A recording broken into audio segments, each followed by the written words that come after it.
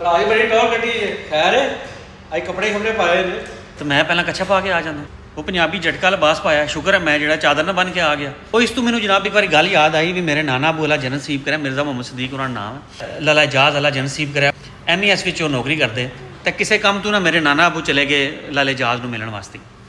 ਲਾਲਾ ਨਾ ਮੈਂ ਜ਼ਰਾ ਆਪਣੇ ਦਫ਼ਤਰ 'ਚ ਬੈਠੇ ਹਾਂ ਤਾਂ ਖਿੜਕੀ 'ਚੋਂ ਪੇ ਤੱਕਾਂ ਤਾਂ ਬਾਹਰ ਰਸ਼ ਲੱਗੇ ਆ ਫੌਜੀਆਂ ਨਾਲ। ਉਹ ਜਨਾਬ ਬਾਬਾ ਜੀ ਨੂੰ ਨਾ ਫੌਜੀ ਅੰਦਰ ਨਹੀਂ ਜਾਣ ਦੇਣ ਲੱਗੇ। ਮਤਲਬ ਮੇਰੇ ਨਾਨੇ ਅਬੂ ਨੇ ਲਾਲੇ ਇਜਾਜ਼ ਨੂੰ ਦੱਸਿਆ। ਉਹ ਆਦੇ ਅਨਸਰ ਯਾਰਾ ਕੋਈ CEO ਨਵਾਂ ਆਇਆ ਤਾਂ ਤੁਹਾਨੂੰ ਪਤਾ CEO ਨਵੇਂ ਆਮਦਨ ਜ਼ਿਲ੍ਹੇ ਤੋਂ ਬੜੇ ਆਰਡਰ ਪਾਸ ਕਰ ਦਿੰਦੇ ਹੁੰਦੇ ਨੇ। ਮੈਂ ਸੋਈ ਗੇਟ ਤੱਕ ਪਹੁੰਚਿਆ ਤਾਂ ਫੌਜੀ ਆਂਦੇ ਜੀ ਬਾਬਾ ਜੀ ਤੁਸੀਂ ਅੰਦਰ ਨਾ ਜਾ ਸਕਦੇ। ਉਹ ਕਿਉਂ ਨਾ ਜਾ ਸਕਦੇ? ਆਖਿਆ ਜੀ ਤੁਸੀਂ ਚਾਦਰ ਬੱਧੀ ਹੈ।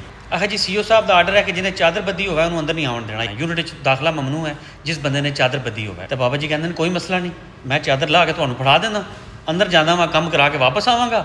ਤਾਂ ਮੈਨੂੰ ਤੁਹਾਡੇ ਤੇ ਇਤਬਾਰ ਹੈ ਪੁੱਤਰ, ਜਦੋਂ ਮੈਂ ਵਾਪਸ ਆਵਾਂਗਾ ਤੁਸੀਂ ਮੈਨੂੰ ਚਾਦਰ ਦੇ ਦਿਓਗੇ, ਮੈਂ ਚਾਦਰ ਦੁਬਾਰਾ ਬੰਨ ਲਵਾਂਗਾ। 5-7 ਹੋਰ ਫੌਜੀ ਉੱਥੇ ਇਕੱਠੇ ਹੋ ਗਏ ਤੇ ਖਚਕੇਲੀ ਮੱਚ ਗਈ।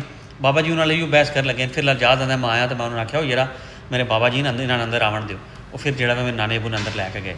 ਤਾਂ ਉਸ ਤੋਂ ਮੈਨੂੰ ਯਾਦ ਆ ਗਿਆ ਮੈਂ ਜਿਹੜਾ ਸਲਵਾਰ ਕਮੀਜ਼ ਪਾਇਆ ਵਾਂ ਤਾਂ ਜਿਹੜਾ ਆਉਂਦੀ ਹੈ ਬੜੀ ਟੋਰ ਕੱਢੀ ਹੈ, ਬੜੀ ਟੋਰ ਕੱਢੀ ਹੈ। ਉਹ ਯਾਰ ਇਹ ਕੀ ਹੋ ਗਿਆ? ਆਪਣਾ ਜਨਾਬ ਝਟਕਾ ਲਿਬਾਸ ਪਾਇਆ ਵਾ, ਅਜੇ ਸ਼ੁਕਰ ਹੈ ਮੈਂ ਚਾਦਰ ਨਾ ਬੰਨ ਆਇਆ। ਇਹ ਤੁਸੀਂ ਦੱਸੇ ਤੁਹਾਡੇ ਇਲਾਕੇ 'ਚ ਵੀ ਆਖਿਆ ਜਾਣਾ ਮੈਂ ਬੜੀ ਟੋਰ ਕੱਢੀ ਹੈ ਭਾਈ ਤੂੰ।